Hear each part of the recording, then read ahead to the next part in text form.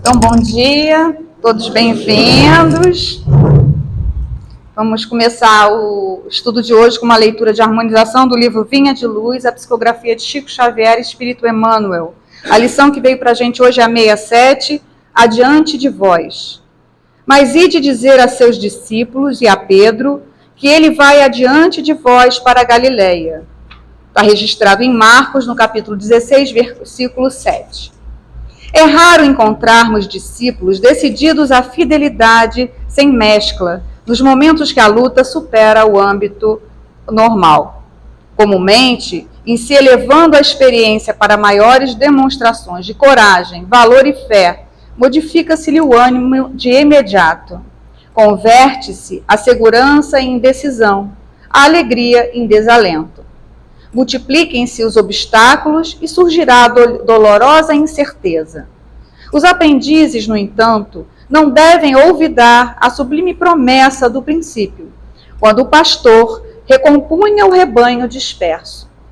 Quando os companheiros, depois da ressurreição, refletiam no futuro, oscilando entre a dúvida e a perplexidade, eis que o mensageiro do Mestre lhes endereça aviso salutar, assegurando que o Senhor marcharia adiante dos amigos para a Galileia, onde aguardaria os amados colaboradores a fim de assentarem as bases profundas do trabalho evangélico no porvir. Não nos cabe esquecer que nas primeiras providências do apostolado divino, Jesus sempre se adiantou aos companheiros nos testemunhos santificantes. E assim acontece, invariavelmente, no transcurso dos séculos. O Mestre está sempre fazendo o máximo na obra redentora, contando com o esforço dos cooperadores apenas nas particularidades minúsculas do celeste serviço. Não vos entregueis às sombras da indecisão, quando permanecerdes sozinhos, ou quando o trabalho se agrave na estrada comum. Ide, confiantes e otimistas, as provações salutares ou as tarefas dilacerantes que esperam por nosso concurso e ação, De certo, não seremos quinhoados por facilidades deliciosas no mundo onde a ignorância ainda estabelece lamentáveis prisões. Mas sigamos felizes no encalço das obrigações que nos competem, conscientes de que Jesus, amoroso e previdente, já seguiu adiante de nós. Que assim seja. Então, agradecemos a Deus, nosso Pai, ao querido Jesus, a permissão de aqui estarmos hoje para esse estudo. E como diz a mensagem de abertura, que a gente confie e continue seguindo Cristo, que certamente está diante de nós. E hoje a gente vai ouvir, pela nossa irmã Maria Aparecida, um grande trabalhador também do Cristo, que é o Eurípides Barçanufo. Que Deus a ilumine e traga tudo que nós precisamos ouvir. Que assim seja, graças a Deus. Obrigada. Bom dia a todos. É uma grande satisfação vir aqui a essa casa tão simpática, tão acolhedora, e para falar de um expoente missionário da luz que Jesus envia entre nós. Então, vindo para cá, eu observando esse céu azul, essa floresta no entorno, eu disse para o motorista que me trouxe, um Uber, senhor, existe coisa mais bonita? A gente não tem que agradecer, olhos de ver, coração de sentir a beleza que a natureza nos traz a todo instante. Lógico, se tivesse nublado e chovendo, é porque também é necessário. Mas seja como for, hoje, quem vai ali no pátio, olha para cima, né, Verinho? O céu está de um azul fantástico. Mas eu começo a falar e desvio do meu assunto. Meu assunto é esse aqui, Eurípides Barçanufo. Então, isso é uma das frases dele, poderoso é o sol da verdade.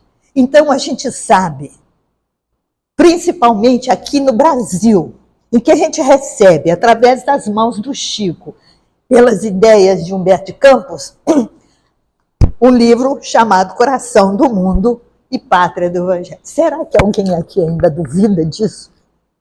Que eu não duvido, eu tenho certeza. E Jesus diz para nós no Evangelho, né?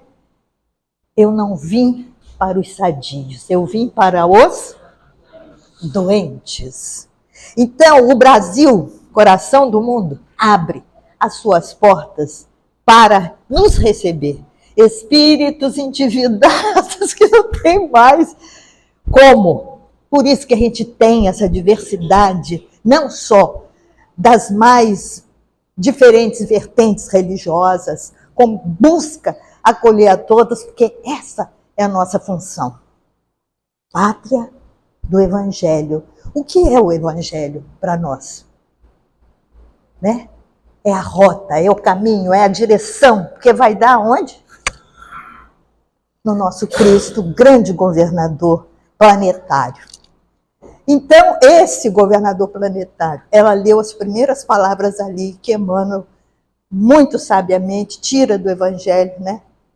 Que todos fossem atrás dele, porque ele estaria na Galileia. Que é uma convocação, lógico, Galileia é um lugar físico, ainda está lá em Israel, mas imagina isso, do ponto de vista humanitário, da terra, dos espíritos que ele permite adentrar aqui nessa terra. E traz para nós, periodicamente, gente, outros e outros que vêm para trazer a essa terra ainda tão primitiva do ponto de vista espiritual, exemplos de verdadeiros apóstolos de Jesus. E este é mais um deles. Espíritos milenares, que, como qualquer um de nós, criado por Deus, simples e ignorante, mas com toda a capacidade de, pelo seu esforço, pelo bom uso do livre-arbítrio, ir nos aperfeiçoando. Então, vamos ver quem é, na história, esse rapaz. Sempre muito elegante, esse bigode enorme, né? Era um mineiro. Vamos lá. Então, vamos encontrar, em primeira instância, esse espírito lá na Galileia. Antes de Jesus, hein? Pode passar, meu amor. Eu queria que tivesse ido até o final, mas a coisa não deu. Mas seja como for, ele nasce numa família romana, portanto, ele era um patrício romano. E pela sua dedicação ao amor, a sensibilidade que ele já trazia como espírito, ele pede ao pai que liberte os 200 escravos que estavam sob a guarda desse pai. E como esse menino, porque era menino ainda, o pai adorava essa criança, porque é extremamente amorosa e assim, especial. Esse pai cede e liberta os escravos. Para quê? Só que os escravos não eram do pai, era de Roma. Naturalmente, esses escravos foram ditos, lógico, imediatamente ele foi denunciado e eles viviam, não está aqui, nessa região aqui da Galileia, que o pai era um intendente. E imediatamente ele deve ter sido chamado a Roma e preso. E como tinha 2 filhos, Marcos e o irmão Glauco, o Marcos foi dado para uma família de amigos do pai dele, do Copônio, para sair daquela dificuldade, porque o pai tinha de responder por isso. Roma não era brincadeira, César não era brincadeira, né? Então, nessa época a gente sabe que era Augusto, porque Jesus nasce na época de Augusto, César Augusto. Então, essa criança foi dada a esse casal de amigos, e esse casal de amigos viu a seriedade da coisa, quer saber uma coisa? Vou levar esse menino para um grupo porque ele era diferente, ele era dedicado, ele falava com todo mundo, ele era amoroso. Vai dar confusão com Roma. E levou para uma seita judia que nós conhecemos como a seita dos essênios. Alguém já ouviu falar nisso? Kardec fala isso na introdução do Evangelho, né? Então, você pode ler, meu amor? Então, esses essênios eram uma seita judia que tinha sido formada há mais de 150 anos antes de Jesus. E esse menino foi levado para essa comunidade. Então, eles viviam frugalmente e eram extremamente dedicados ao social. Então, eles mantinham regularmente a medicação, a imposição de mãos, toda essa prática social e o conhecimento que as pessoas podiam ter naquela época. Essênios ou Esseus. Então, no Evangelho segundo o Espiritismo, a introdução. Também seita judia, fundada cerca do ano 150 antes de Jesus Cristo, ao tempo dos Macabeus, e cujos membros, habitando uma espécie de mosteiros, formavam entre si uma associação moral e religiosa. Distinguiam-se pelos costumes brandos e por austeras virtudes. Ensinavam o amor a Deus e ao próximo, a imortalidade da alma e acreditavam na ressurreição. Viviam em celibato, condenavam a escravidão e a guerra, punham em comunhão os seus bens e se entregavam à agricultura. Contrários aos saduceus sensuais, que negavam a imortalidade, aos fariseus, de rígidas práticas exteriores e de virtudes apenas aparentes, nunca os essênios tomaram parte nas querelas que tornaram antagonistas aquelas duas outras seitas. Pelo gênero de vida que levavam, assemelhavam-se muito aos primeiros cristãos, e aos princípios da moral que professavam, induziram muitas pessoas a supor que Jesus, antes de dar começo à sua missão pública, lhes pertencera à comunidade.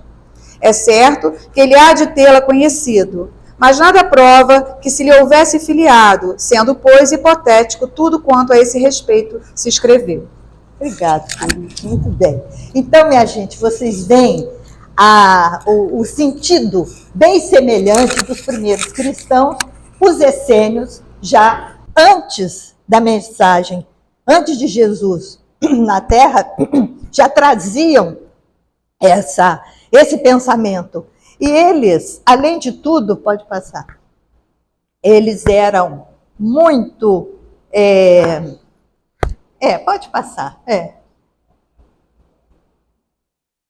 Aqui no Evangelho, foi muito bom que Kardec tenha mencionado que algumas pessoas pensam que o messianato de Jesus, ele tem aprendido com os essênios. Ao contrário, ele pode até ter conhecido. E a gente vai ver isso lá, nessa comunidade onde o Marcos, o nosso Eurípides, estava. Então, na verdade, Marcos, quando chega nessa comunidade, sente aquela afinidade, porque ele já praticava aquilo que os essênios pregavam. Pode passar. E, quando ele chega lá, o orientador do grupo é um senhorzinho já idoso, chamado Lisandro. E esse Lisandro, ele já estava assim como que esperando aquela criança que entra na comunidade com 10 anos. E logo que ele prepara esse rapazinho, ele passa a ser praticamente o orientador. Por quê? Nesse ínterim, quem vai visitar a comunidade? É dito no livro A Grande Espera. Por quê? Esse nome tem tudo a ver com a espera que eles, essênios, já aguardavam, como todo o povo hebreu desde a saída do Egito. Eles sempre viveram na esperança de um dia ter um libertador, um Mashiach, né? Vamos dizer assim. E os essênios eram praticantes fiéis a essa ideia. E esse livro foi escrito por Corina Novellino, que foi uma grande médium psicógrafa, e foi o próprio Eurípides que enviou a mensagem para Corina. depois de desencarnado, viu, gente? Então, quando esse menino, já mocinho, mais idoso, né? Porque o Lissandro entrega a orientação daquela comunidade nas mãos de Marcos e logo desencarna. E ele, um dia, depois das suas prédicas e das suas andanças de cura e orientação àquela população ao redor ali, ele volta para o mosteiro e, de repente, vê entre a luz e a sombra um outro rapazinho, então, com 15 anos de idade. Quando ele olha, fez como ali naquele vídeo ele cai de joelhos e começa a chorar, porque ele reconhece naquele rapaz o seu grande orientador, que na verdade era Jesus com 15 anos de idade. Isso Eurípides conta aqui. Quem foi sorteado, eu gostaria que você lesse, porque eu não tenho esse livro, né? Para ver isso aí. Então, ele pergunta: o que queres que eu faça? Fez igual Paulo de Tarso, né? Senhor, covardes, o que queres que eu faça? E Jesus, então, começa a passar para Marcos em especial, porque já estava sendo o orientador daquele grupo, vendo a capacidade, o potencial daquele espírito, né? Então, meu filho, que você vá divulgar a boa nova. Isso Jesus com 15 anos. Por isso que Kardec falou, talvez ele tenha a conhecido, ou seja, essa seita essênio. Mas nunca foi essênio, nem coisa nenhuma. Jesus é um espírito planetário, gente. Eu, um dia desse, assistindo uma palestra do Haroldo Dutra, ele falando exatamente de Jesus planetário, ele diz assim, que numa conversa, porque de vez em quando, ficar perto do Chico Xavier, a gente obtinha verdadeiras pérolas de conhecimento, né? O Haroldo ficou sabendo, com o ensino dele amigo, chegou o Chico, entre muitas coisas, o Chico falou assim, olha, Jesus, e isso lá também a gente encontra no livro Missionários da Luz, né? Quando, A Caminho da Luz, melhor dizendo, né? Que conta toda a história da Terra, que Jesus estava na presença de 3 ministros. Imagine você, eu, governador planetário, tenho os meus secretários, os secretários têm os seus diretores, exatamente como a nossa formação, vamos dizer assim, organizacional, né? Administrativa. Então, a pessoa não soube. O Haroldo falou, que pena que eu não estava ali presente para perguntar ao Chico mais coisas a respeito desses ministros. Quem são esses ministros? Quero saber. De repente, Eurípides é um deles. Então, o Chico diz assim, olha, Jesus estava na presença de 3 ministros. Lógico que deve ter muito mais ministros, né, de Jesus por aqui pela Terra. Então, ele disse, olha, e citou o nome. Um é Buda, o outro é Sócrates e o outro Zoroastro, que fundador do zoroastrismo naquela região da Pérsia, hoje Irã. Assim. Então, o Haroldo, que pena que eu não estava lá para perguntar, mas e aí a pasta deles? Quais são as pastas deles? Lógico que eles me deram aí 3 ministros na formação moral da humanidade terrena. Né? Mas deve ter muito mais, e Eurípides, eu acredito ser um deles. Então, Eurípides, um dos apóstolos do Cristo. E ele foi tão bem na sua informação a respeito da era cristã, que logo incomodou o Sinédrio, ele foi preso, martirizado, queimado. Exatamente, sabe onde? Em Nazaré, onde morava Jesus. Pode passar. Então, isso está na grande espera da Eurípides. Alguns anos depois, nasce novamente esse espírito e vem a ser discípulo de Inácio de Antioquia. Quem é que se lembra? Aí eu para os meus universitários históricos. Quem foi Inácio de Antioquia? Ou de Antioquia? Eu não sei muito bem a pronúncia. Uns falam Antioquia, outros falam Antioquia. Na verdade, se lembra naquela parte, porque isso foi uns 100 anos depois de Jesus, tá, gente? Nessa época, João Evangelista era velhinho e tinha como discípulo, um dos discípulos de João, evangelista, era Inácio de Antioquia. E Inácio de Antioquia passou a ser o tutor desse mocinho, que era o espírito Marcos. Só não é dado aqui, porque também tirei daqui, da Grande Espera, o nome que ele levou, nessa época do Inácio de Antioquia. Mas Inácio de Antioquia, a gente vai lembrar, quando houve aquela cena do Evangelho, em que várias crianças vieram ter com Jesus. E, de repente, os apóstolos começaram, essa criança fazendo barulho, está fazendo barulho, está chorando aí, não pode, o mestre está falando, todo mundo tem que ficar atento. Conclusão, ele disse, vinde a mim as criancinhas e não as imbeçais. Pegou uma das crianças, até tem imagem, a gente imagina, botou no colo, passou a mão na cabeça, né? Apertou as bochechas, deu uma... Né? Acredito que Jesus, que devia ser muito bem-humorado e gostava de criança. Uma das crianças é o Inácio. Tanto é que, como cristão, ele foi preso, torturado e levado para a arena, para os leões, né? Isso conta a história. Então, por isso que ele mostra assim, essa figura que eu também peguei na internet. E os leões vieram e lamberam ele todo. Cada pata de leão desse tamanho, já aquela patona assim. E ele não soube, todos morreram, só ele que ficou. E ele não sabia, ele chorava, porque ele queria ser um mártir, em nome do Cristo. E os leões não fizeram nada com ele, tá? Deitaram ali, ficaram igual gatinhos, né?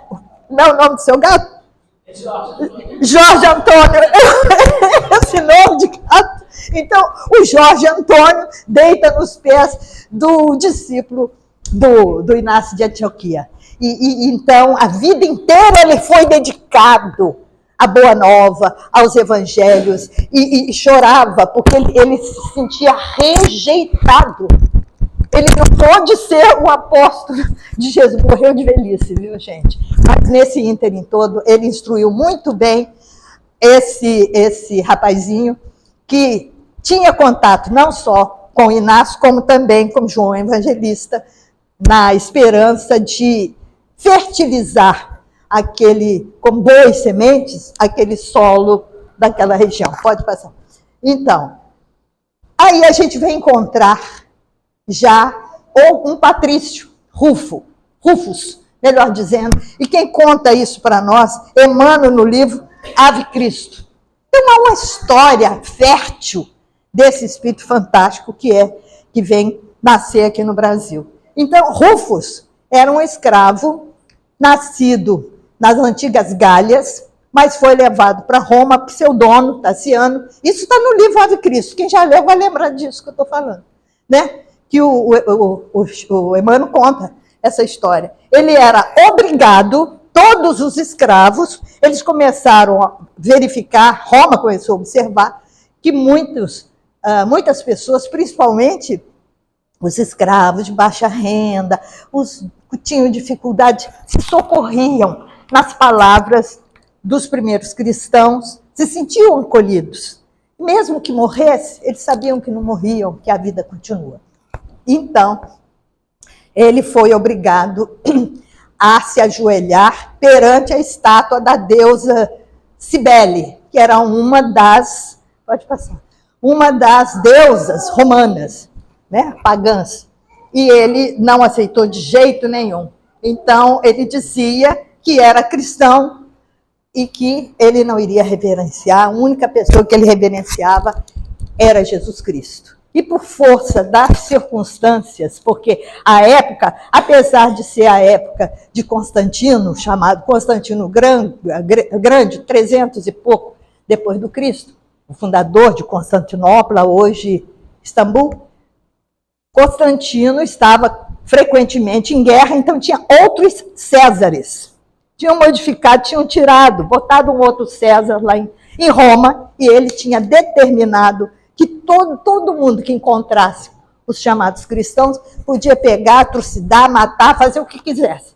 O Tassiano, que era o dono do Rufus, como ele não abjurava, não reverenciava a Deus Cibele, ele então foi preso e torturado de todas as formas que a gente possa imaginar e acaba morrendo de uma forma cruenta, que eles acabaram para dar como que fosse exemplo para os outros, porque a maioria, inclusive, eu confesso, se eu estivesse lá e começasse a me torturar, aqui dentro da minha cabeça, né, eu estaria rede que nem pão quente, com Jesus não ia abrir, mas com dor, com tortura, vendo a minha família sendo vendida, as filhas, a mulher no mercado e tudo mais. Quem de nós não faria como Pedro, né? Não conheço esse homem, nunca ouvi falar. Tem hora que eu vejo a figura do Pedro, eu olho para aquilo e digo, como eu tenho de Pedro. Né?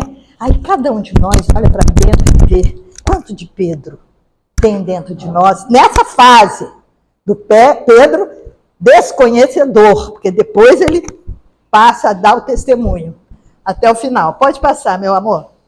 Acho que você pode passar todos, que aí acho que a maioria das coisas eu já falei. E na hora realmente da morte do Rufus, quem comprou a mulher e as duas filhas, ou qualquer coisa, segundo Emmanuel, dá-lhe um tapão e diz, pô, cara, aceita esse negócio. E chega no ouvido dele e diz assim, olha, pode morrer tranquilo, porque eu também sou cristão, e eu já comprei a sua mulher e suas filhas. Ficarão comigo, eu vou levá-la para Aquitânia. Está lá no livro Ave Cristo, vocês podem fazer a leitura. Aí que ele se entrega. E aí realmente é torturado de uma forma terrível. Pode passar. Ele morre. Aí, algum tempo depois, a gente não sabe, deve nesse interregno ele ter tido outras reencarnações, mas não nos é dado conhecer, nós vamos encontrar esse senhor, Johann Gaspar Lavater. Alguém já ouviu falar nesse homem? Esse homem era excepcional, de uma inteligência fantástica. Era um teólogo luterano, porque à época, essa região da Suíça, ele nasceu em Zurique, em 1741 e morreu em 1801. Ele era um expoente na pedagogia, na oratória. Ele falava, o público ficava assim, suspenso de coisa. Ele estudava o magnetismo. Diz alguma coisa para alguém? Estudar o magnetismo? Alguém já ouviu falar alguma coisa? E mesmerismo? Né? E estudava também, que inclusive aqui está errado, não é fundador, porque esse estudo da fisiognomonia é o estudo da personalidade das pessoas pela face. Então, ele era um estudioso da até para falar é difícil, né? Então, porque era uma ciência, eu pesquisei, que nasceu na Índia, mas ele se adentrou a estudar isso. E era psicógrafo, era um médium extraordinário. Como é que a gente vai saber que ele era psicógrafo? Que nem o Livro dos Espíritos ainda tinha sido publicado. Que história é essa? Né? Vamos lá ver quem é esse Lavater na vida. Então a gente vê, e era assim, irmão gêmeo, irmão conjurado, de Pestalozzi. Quem é Pestalozzi? Nem precisa dizer mais nada, né? É o grande professor Pestalozzi, que foi o... Então, ele não só era amigo, como era protetor e conselheiro, pode passar, do Pestalozzi. Então, está aqui, ó, um conselheiro e, às vezes, protetor. Então, a gente vai encontrar essa informação aonde? No livro chamado Allan Kardec, o Educador e o Codificador, de Zeus Van Tuyl. São 3 volumes, viu, gente? Zeus Van Tuyl e Francisco Thyssen. O Zeus, tanto um quanto o outro, foram presidente da Federação Brasileira, né? Então, a gente vê que eles mencionam Lavater, né? Johann Gaspar Lavater, nesse livro, e pode passar. E ali ele vai, os Zeus Van Tuyl e Thyssen fala que ele é estudioso do mesmerismo e influenciou vários médicos, né? Então, ele sempre preocupado, desde quando foi essênio, com a saúde da população mais necessitada. E o mesmerismo, uma das coisas é isso. Então, a preocupação sempre dele com a cura. Eu sei que eu tenho pouco tempo, não tenho tanta coisa boa para falar, gente. E por que psicógrafo? Olha só. Ele era amigo dessa imperatriz da Rússia, Maria Feodorovna,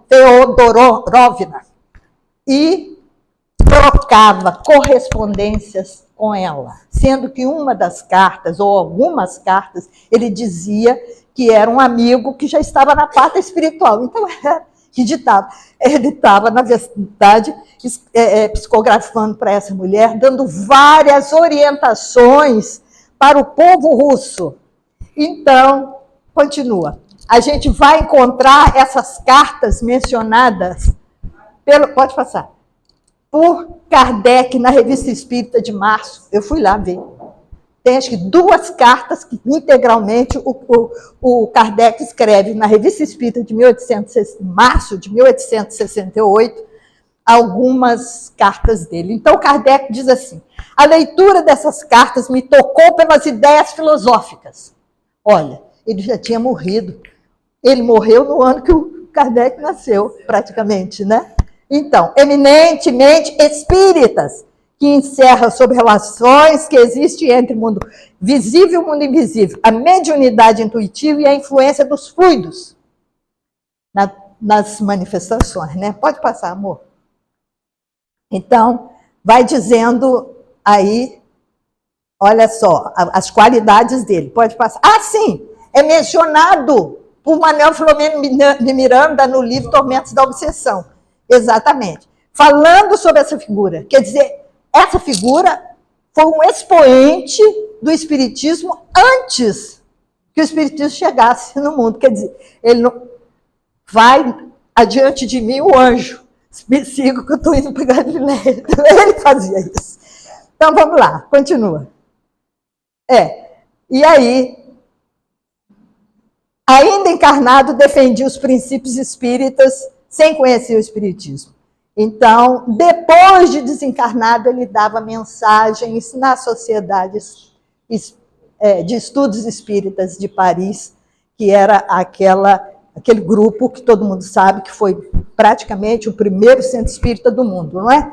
Então Lavater dava mensagens para o Kardec. Então, pode passar. Olha só. Leon Denis, olha quantas pessoas falam desse homem. No livro Porquê da Vida, ele fala: pelo que Lavater expôs em sua época, ele pode ser considerado o precursor de Allan Kardec, o que vai na frente. Nessas correspondências trocadas com a imperatriz, ele encaminhou cartas recebidas por espíritos desencarnados, ou seja, por psicografia. Pode seguir. Então, a gente, de repente, vem esse anjo brilhar onde? Na pátria brasileira. Pode continuar. É o nosso Eurípides. Está-se aonde? Em Sacramento, Minas Gerais, um povoadinho de nada, que foi autorizado por Dom João VI, naquela época, por certo, uma vila, a se tornar cidade em 1820. Seguindo. Então, olha só, a gente ainda pescou, né? A gente não, quem fez o vídeo? Uma panorâmica da época do Eurípides, a cidade né? Aí, quando eu vi esse mapa, que eu conheço de cor e salteado, desde criança, que eu também sou mineira, aí eu fico, né? Eurípides Massanudo, Chico Xavier e outros mais expoentes, né, da doutrina. Então, aqui, abaixa um pouquinho só para ver se aparece o Brasil, que é a pátria do Evangelho. Tem que ser. Então, não consegue, não tem importância. Porque aqui tem um mapa do Brasil, onde fica o estado de Minas Gerais, que é essa bolinha aqui, que eu acho também um coraçãozinho, com esse bico que a gente chama o nariz da velha. Os mineiros sabem o que eu estou falando, que é o chamado Triângulo Mineiro. É aqui, que faz divida com São Paulo, que faz divida com Goiás e outros, Mato Grosso, etc. Então, nessa localidade aqui, é Sacramento. Aqui do ladinho, vamos assim dizer, é Uberaba, né? Tão distante, né? Porque Pedro Leopoldo, Belo Horizonte, é aqui na zona central mineira. Então, nós estamos por aqui. O Rio de Janeiro vai mais para frente? Para cima, não? Porque aí vê aqui a boquinha aqui ao norte fluminense aqui, tá? Aqui é a zona da mata, onde eu nasci. Então, Sacramento, está lá uma gracinha. É um passeio turístico que vale a pena aquele que gosta de viajar, conhecer, ir até Sacramento. Mas vamos lá, passando, segue. Então, ele nasce desse casal, Hermógenes Ernesto de Araújo. Você acha que mineiro ia falar Hermógenes? Logo começou a chamar o homem de Mojico. E a mãe, Jerônima Pereira de Almeida. É um nome muito comprido para mineiro, gente. Que isso? Depois de um cafezinho e o pão de queijo, ninguém mais chama de Hermógenes nem Jerônima. É Mojico e Meca. Lógico, só tem esse retratinho, ela já idosa. Mas Dona Meca, Dona Jerônima, teve 15 filhos. Não tinha televisão, internet, celular. E ela só ficava bem quando grávida. E quando ela não estava grávida, 15 filhos.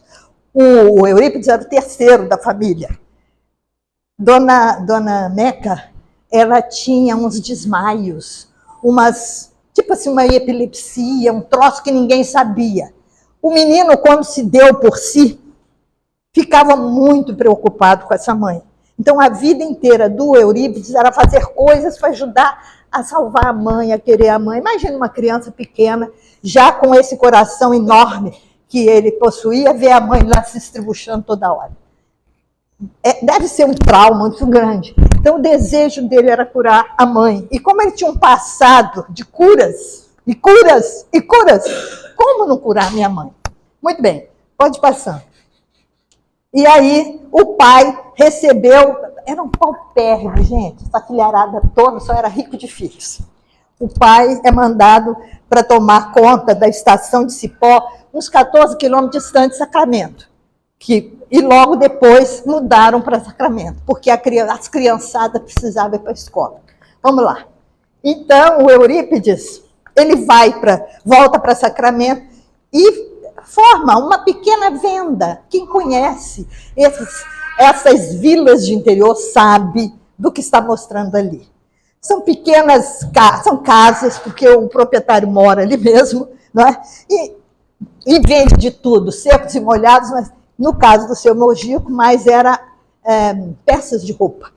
E pode passando. Depois a casa ficou melhorzinha, deu já uma guaribada, etc. Passando, a criança ainda com 9 anos de idade, vai para a escola. Primeira escola, do professor Miranda. Pode passar. Então, dessas crianças aí deve ser o Eurípides, porque a idade, em 1889, tinha 9 anos de idade, no Colégio Miranda, desse professor que foi um homem na vida dele extraordinário, que tinha uma mente aberta. E quando observou que esse menino era especial, porque praticamente ele aprendeu a ler e escrever sozinho. Ele não podia ver um livro que ele estava... E a motivação maior era a cura da mãe. Então, quando caía tudo quanto era livro de medicina, que ele ouvia falar ou que alguém tinha, ele pedia emprestado para ler, para saber mais a respeito das doenças e das curas. E por lá, por perto da cidadezinha, apareceu um homem com os livros sobre homeopatia. E aí, lógico que essa criança absorveu tanto.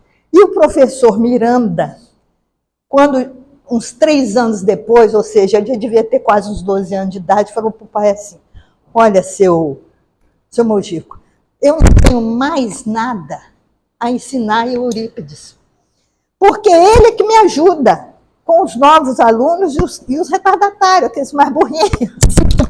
Os burrinhos. Ele é que dá, muitas vezes eu deixo ele dando a aula e vou cuidar de outras coisas. E eu acho o seguinte, ele tem muita tendência para medicina. Vai pensando aí, o homem pobre de Marredeci, uma família que não mais acabava. Acho melhor o senhor encaminhar esse menino para fazer medicina. Então, o seu Mojico, sempre observando aquele filho, apesar de tantos, mas ele olhava com carinho para esse filho. Quando foi em 1902, ele já, se não me engano, com o quê? 17 anos? Quantos anos? Não, 1800, né? Sei lá quanto. 22 anos.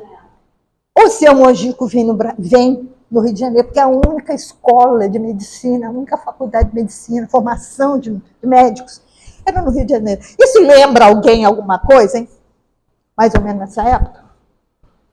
Bezerra de Menezes. Logo que o Bezerra já, nessa época, já tinha desencarnado, tinha 2 anos. Mas o pai do Bezerra também permitiu que ele viesse para o Rio de Janeiro, lá do Ceará, para estudar, porque era a única escola de medicina que tinha. Seu Mojico também levou o Eurípides para lá. Veio para cá, que era ali na URCA, né? É a Nacional, né? Sei lá qual é a faculdade. Veio para ali, aqui mostrado na biografia dele. Então, preparou-se tudo para o Eurípides, que era um grande sonho do Eurípides ser médico. Pode continuar. E aí, ele vai, pode passar. Ele passa. Ele volta para casa, arruma aquele enxoval, eu vou para o Rio de Janeiro fazer medicina. Quando a mãe, sabe, teve um ataque tão forte que ele desistiu na hora. Eu não posso ir embora deixar minha mãe assim. O que ele fez? Ele desistiu por completo do grande sonho dele para tentar curar a mãe. Com 17 anos, no quintal da casa do pai, né, vamos dizer, na cozinha do pai, ele abre uma farmácia. Com o estudo que ele tinha sobre homeopatia, ele começou a fazer os remédios homeopáticos. Nunca cobrou um tostão de ninguém. Todo o dinheirinho que ele conseguia, ele entrava em contato com uma farmácia, Farmácia Brasil, em São Paulo. Isso está aqui, de Jorge Resine, que me contou essa história. E ele obtinha os sais, as bases e tudo mais para manipular. E quem era o orientador dele, ele nem sabia que ele tinha um orientador. Nada mais era do que Dr. Bezerra de Menezes. Então, o que ele curou de pessoas usando a homeopatias, os chás que o Dr. Bezerra ia dizendo no ouvido dele, e ele só prescrevendo. Muito bem. Aí ele tinha um tio que ele gostava muito desse tio Mariano, chamado de senhor. Mas o tio senhor, um dia resolveu ser espírita. Por quê? Os fenômenos mediúnicos eram tanto... Gente, porque os espíritos querem alavancar aquele povo. Imaginem vocês ali, naquele lugar, Sacramento, era de passagem dos antigos bandeirantes. Iam fazer o quê em Minas Gerais?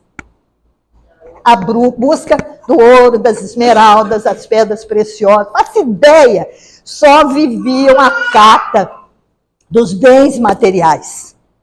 Precisava adoçar e modificar e mostrar para nós que existe muito mais além do dinheiro, do ouro, das pedras preciosas, aquilo que está precioso aqui e aqui. E dá um passo avante. Então, o senhor Mariano tinha várias mediunidades. Era psicógrafo, era psicofônico, etc. E o tio senhor, que era muito querido do Eurípides, quando vinha a Sacramento, porque ele não morava em Sacramento, ele morava numa fazenda distante, não sei, 18 quilômetros, 14 quilômetros, distante. Vai de cavalo, né, gente, nessa época? Era a condução mais própria, né? Era charrete, era Velho Oeste.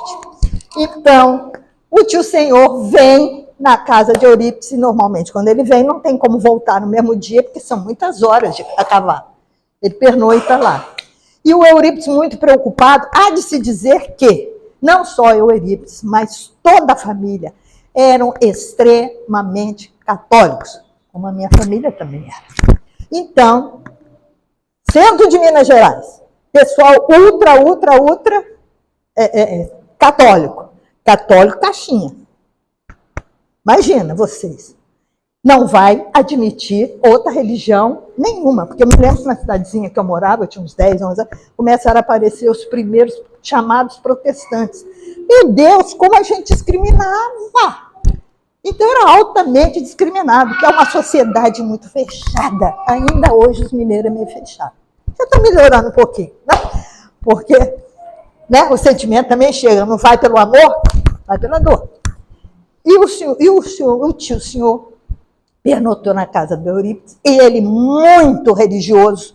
Ele era tão religioso que ele era secretário de uma congregação dentro da igreja chamada Vicentina, que essa congregação era em homenagem a São Vicente de Paulo. Meu pai era vicentino.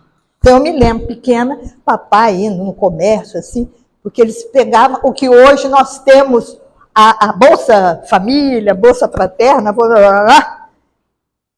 eles faziam isso. Angariavam no comércio a roupa velha, daquele que não quer mais e tudo mais, o que normalmente as casas espíritas mantêm um lado social.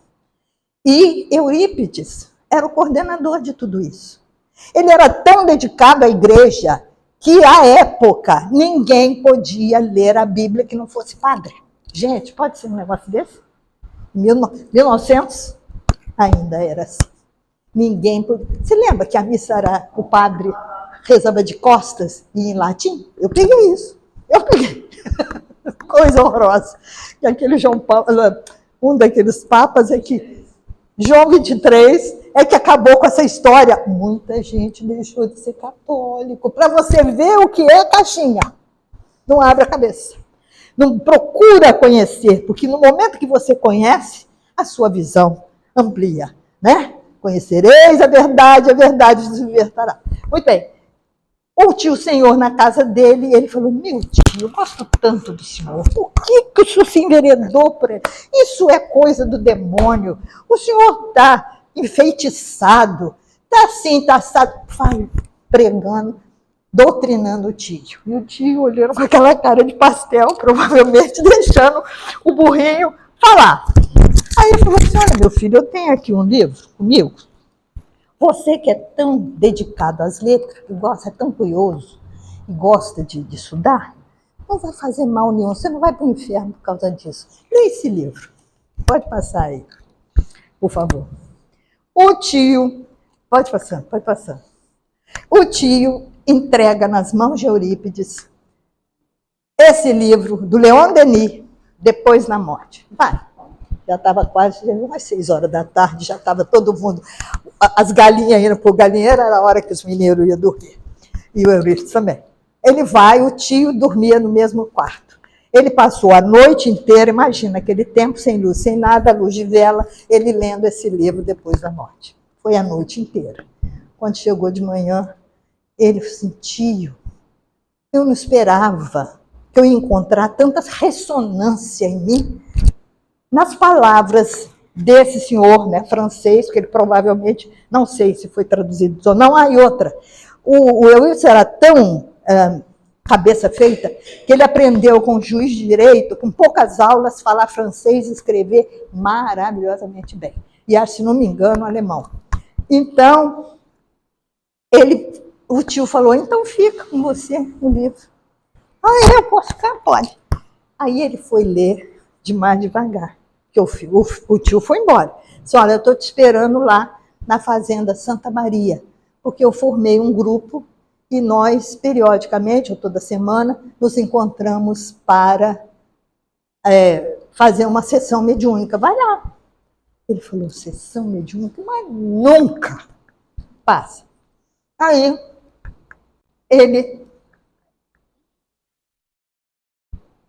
uma semana depois, porque o tio insistiu, uma semana depois, ele convida um colega, era exatamente Sexta-feira Santa. Ele vai para a Fazenda Santa Maria, onde o tio tinha feito esse núcleo e dado o nome de Centro Espírita Fé e Amor. Pode passar. lá em Santa Maria, na Fazenda Santa Maria. Na visita a Santa Maria, ele falou assim, olha, eu duvido muito, eu li aquilo tudo, se aquilo que está naquele livro é verdade, agora eu quero botar à prova. De toda a Bíblia que eu já li, a única coisa que eu nunca entendi muito bem é o Sermão do Monte. Ele ficava encafifado com isso, com o Sermão do Monte. Bem-aventurados os bem que darão o reino de Deus. Eu vou entrar, ele discutia com ele mesmo. E ele pensou, se eu chegar lá no centro do meu tio e, pelo mais analfabeto deles, receber ou por carta ou por palavra, que ele não, nessa época não tinha psicofônico nem, né? Ainda não tinha muito esse vocabulário entre nós. Pode ser que eu acredite, mas eu tenho de ver para quê. Bom, entra todo mundo para aquela, devia ser a casa do próprio tio, né? Que era assim, antigamente os centros espíritas começaram nas nossas casas, né? Os fenômenos ocorriam, a gente nem sabia o que era, as panelas caíam tudo. Eu me lembro que eu ia na casa de uma tia e um dos meus primos era médico de efeitos físicos, mas todo mundo pensava que era o demônio, que era isso e aquilo, que era uma fazenda grande, aquela barulheira, 8 horas, todo mundo ficava quietinho, não puxava conversa ninguém mais. Entrava, ficava morrendo de vontade de fazer xixi, mas o banheiro era longe. Quem é que ia? Gente, eu estou falando coisas de vidas minhas. Não sei se alguém aqui já vivenciou uma coisa dessa. Né? Então, os fenômenos mediúnicos, não é, são na Terra desde que o homem é homem. Agora, nunca ninguém chegou e dedicadamente procurou estudar a causa. Quem fez isso é o nosso nobre codificador, que era praticamente, era um cientista. Você só pode tomar aquilo como verdade quando você pode repetir várias vezes aquela situação e aquilo patenteia, né? Aquilo sempre ocorre. A gente toma aquilo como fato. Só pode ser considerado ciência aquilo que você pode comprovar, certo? E ele buscou comprovar. Muito bem. Então, Eurípides chega lá no centro do tio, pode passar. E aí, todo mundo senta ao redor da mesa, ficou um lugar vago, o tio. Senta aqui. Quer dizer, como se estivessem já esperando a chegada dele.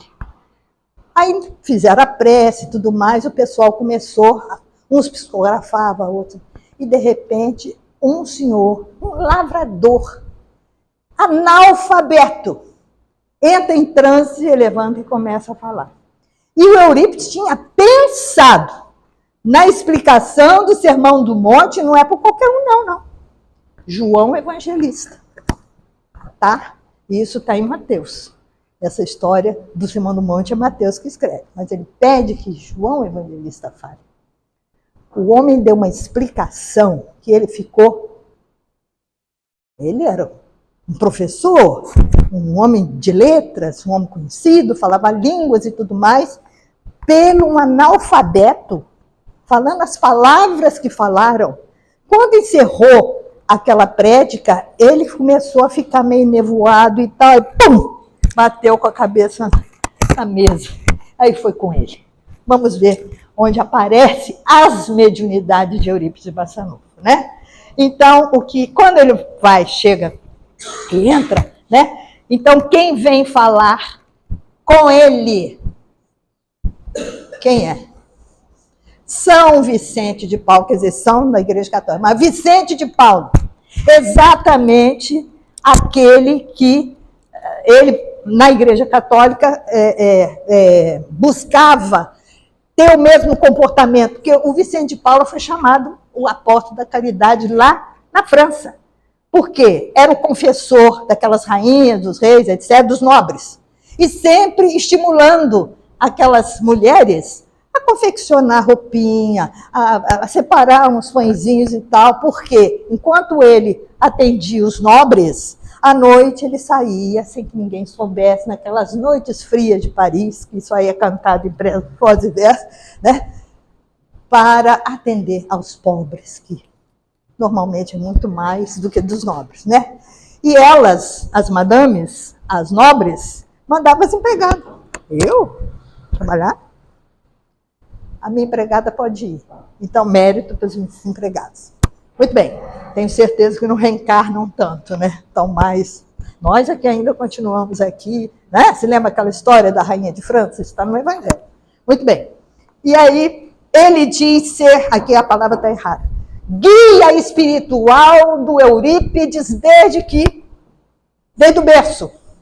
Tinha recebido essa incumbência de Jesus para orientá-lo na vida física. Sim, porque a gente não é mesmo o Eurípides Massanufo, não é um espírito puro, então é capaz ainda de errar, como é o caso do Emmanuel e outros tantos. Então há necessidade que realmente a gente tenha um orientador. Pode passar.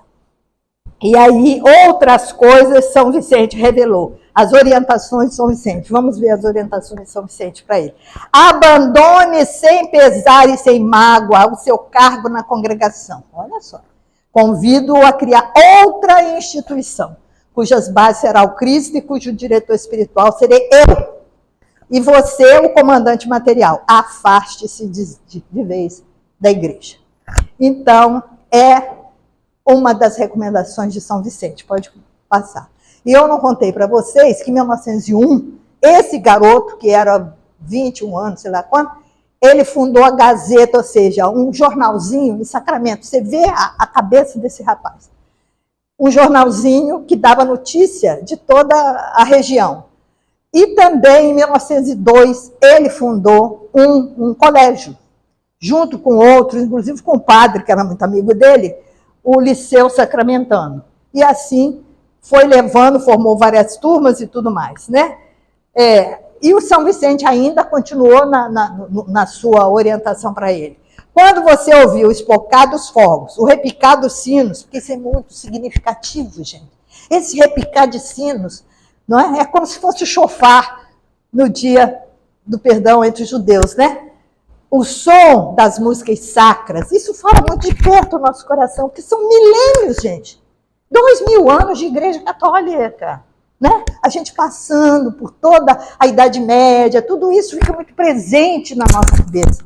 Hoje em dia, não sei, vocês são bem mais novos do que eu, né? Acho que não tem ninguém da minha idade aqui.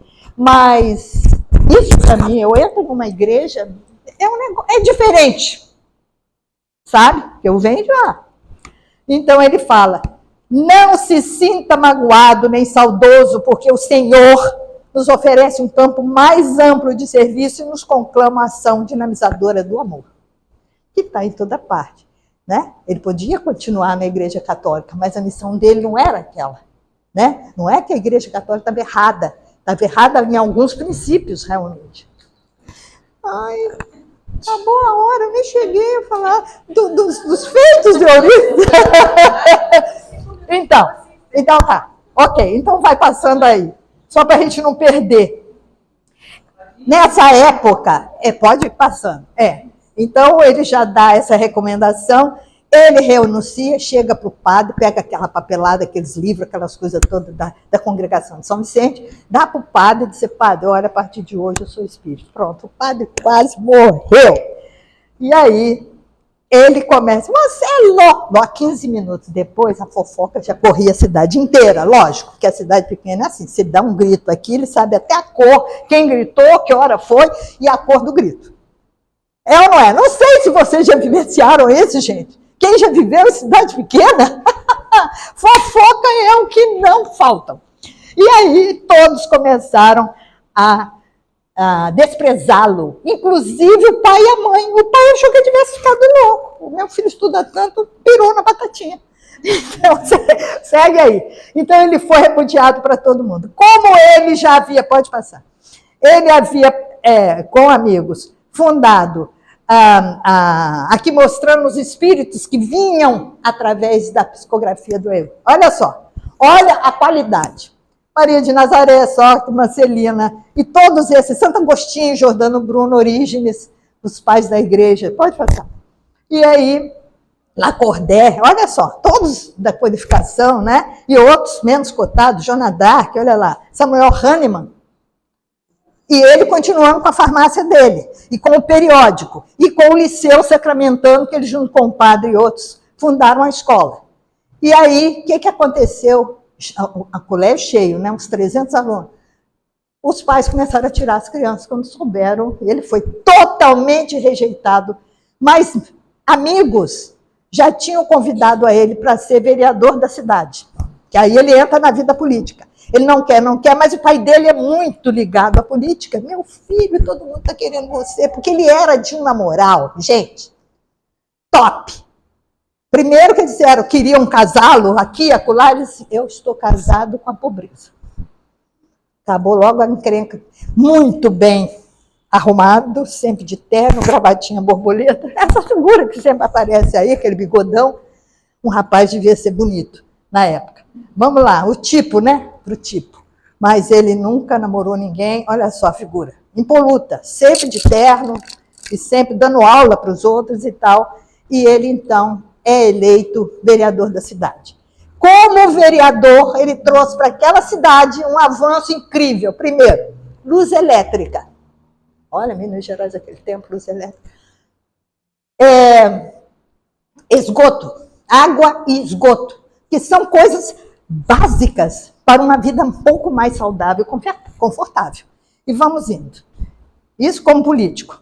Então, todo mundo começa a tirar as crianças da escola, e aí o pai dele, as portas do liceu teve que ser fechada.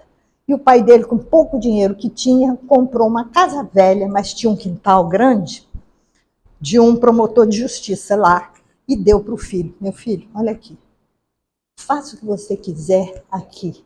Ele, novamente, porque o Eurípides sempre foi muito cercado, ele tinha muitas irmãs, e pessoas muito boas que gostavam dele, mesmo os irmãos, porque inclusive quando ele morre, quem fica na direção do colégio Allan Kardec é um dos irmãos, né? E aí, os nomes que o seu Mojico botava nos filhos, vocês não vão encontrar em lugar nenhum. Esse é o Whiteside, não sei das quantas. Então, os nomes assim. E aí, ele diz que não podia ficar sem naquela região ter um colégio bom. E ele faz daquela casa velha que o pai havia comprado, ele coloca Liceu Sacramentano.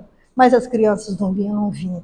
Aí um dia ele, só para encerrar, ele começa a ficar assim meio bambinho, e aquela vontade de escrever, e ele recebe a mensagem, né? Pode continuar. E nós vamos ler a mensagem e acho que a gente vai encerrar.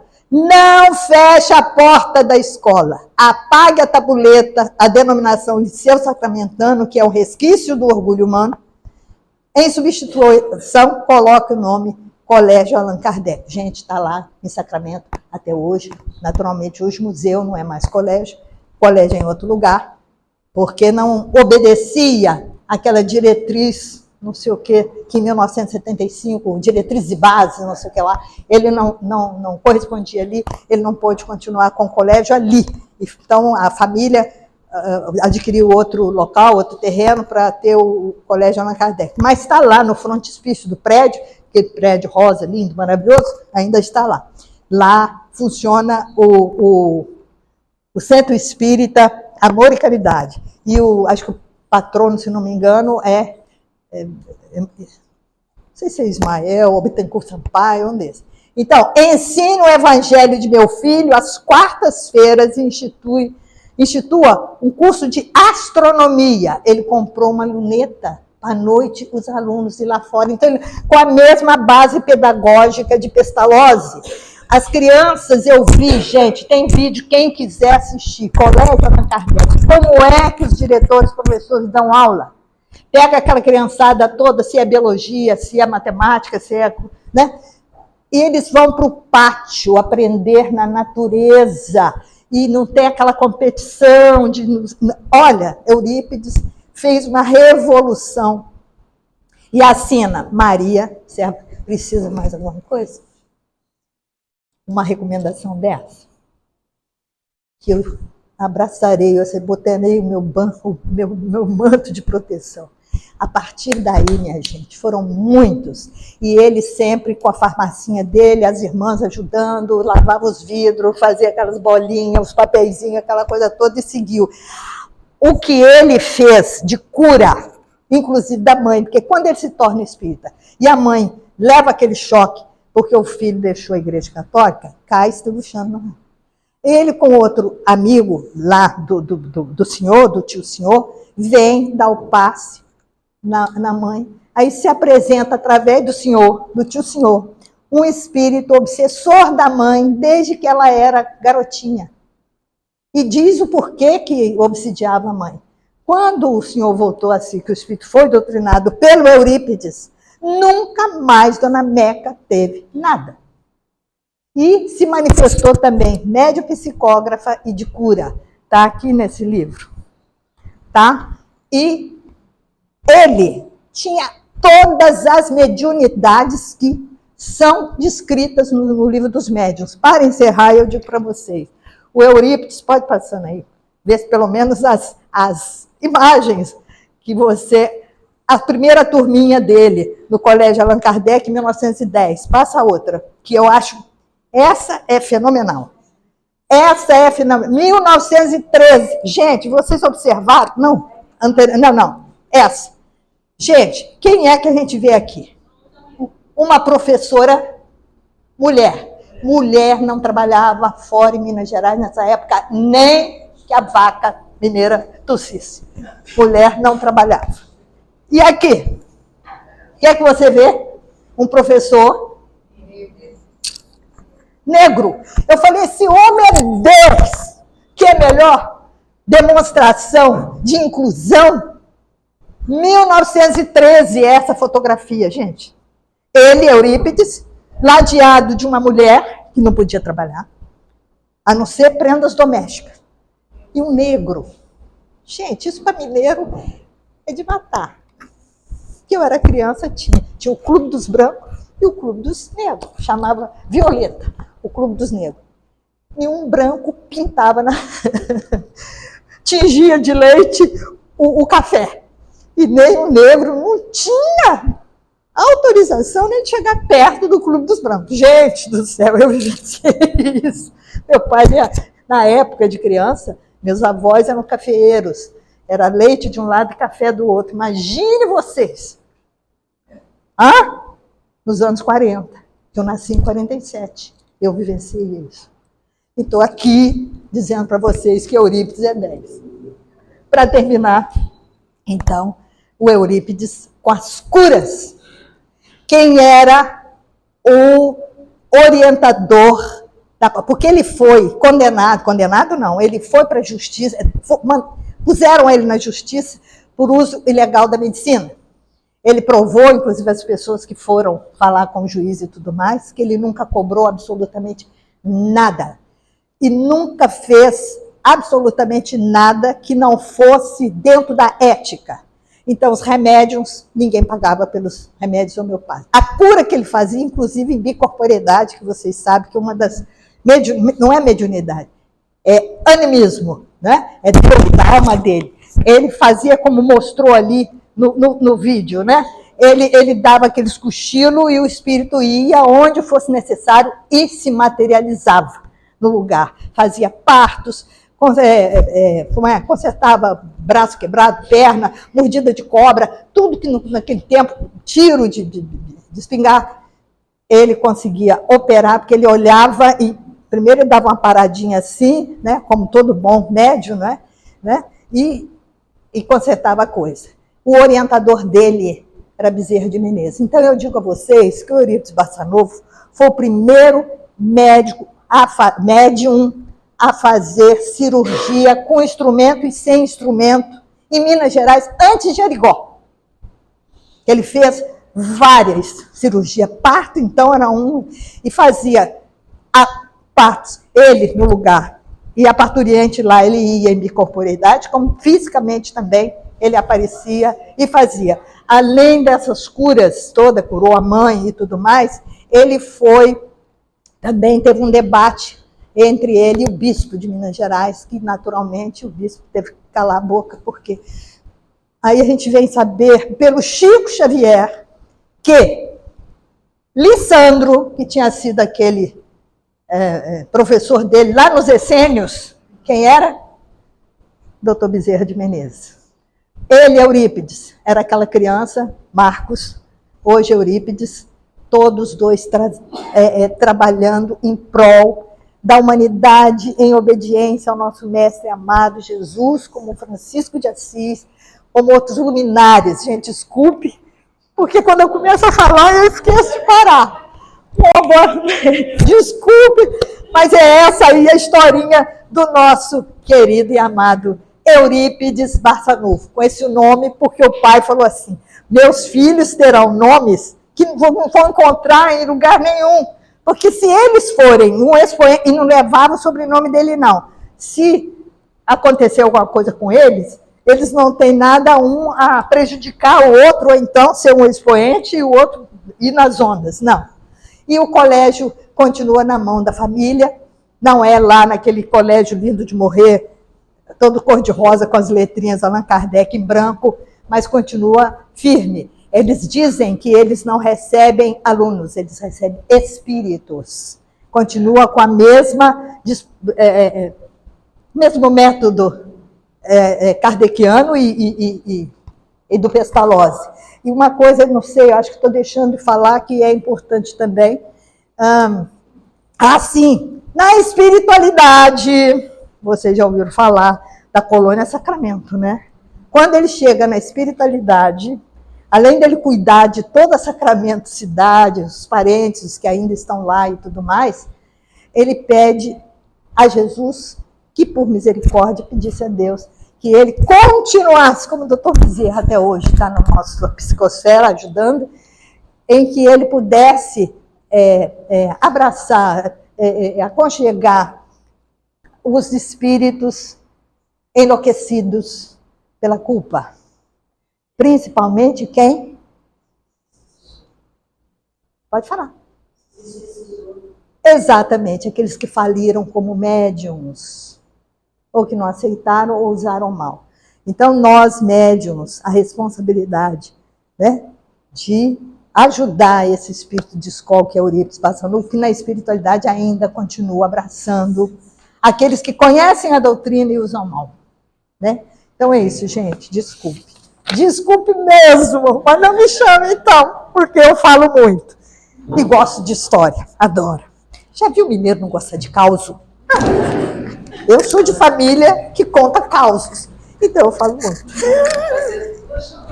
Ela de novo está fazendo a segunda parte. A continuidade, a qualidade. Quem conhece Edila? A Edila é outra, mineira também. Também gosta de causa.